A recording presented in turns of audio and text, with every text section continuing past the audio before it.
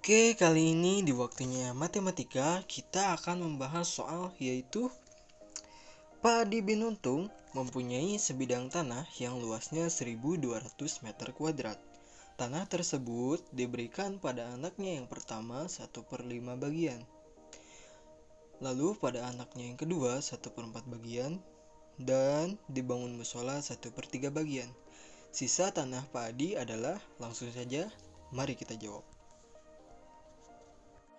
Oke, setelah kita membaca soalnya, maka diketahui yang pertama yaitu luas tanah Pak Adi 1.200 meter kuadrat. Lalu 1/5 bagian Pak Adi berikan untuk anaknya yang pertama, 1/4 bagian untuk anak yang kedua, 1/3 bagian untuk dibangun musola. Ditanyakan luas sisa tanah Pak Adi. Nah, untuk menjawabnya, kita harus mengetahui berapa luas tanah yang Pak Adi berikan tadi. Nah, untuk itu saya di sini menulisnya LB untuk luas tanah yang Pak Adi berikan. Untuk mengetahui luas tanah yang Pak Adi berikan, kita harus menjumlahkan bagian-bagian yang Pak Adi berikan untuk anaknya yang pertama, yang kedua, lalu yang untuk musola. Saya di sini memisalkan 1/5 bagian untuk anak yang pertama, saya misalkan A. 1/4 bagian untuk anak yang kedua, saya misalkan B. 1/3 bagian untuk musola, saya misalkan C. Dan untuk luas tanah semula yang dimiliki Pak Adi, saya misalkan LS, luas tanah semula. Nah, di sini untuk mengetahui luas tanah yang diberikan, kita harus menjumlahkan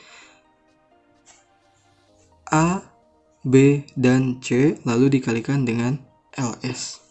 Jadi di sini kita buka kurung buka, di dalamnya itu A ditambah B ditambah C kurung tutup dikali dengan LS. Maka di sini kurung buka 1/5 ditambah 1/4 ditambah 1/3 dikali 1.200 meter kuadrat.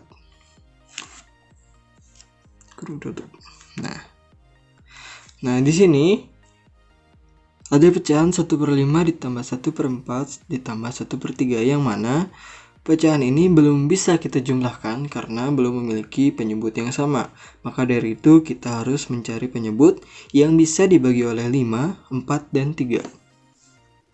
Nah, untuk mencarinya, kita dapat menggunakan cara yaitu mencari KPK dari angka 5, 4, dan 3, atau bisa juga dengan mengalihkan tiap angka yang ada di sini.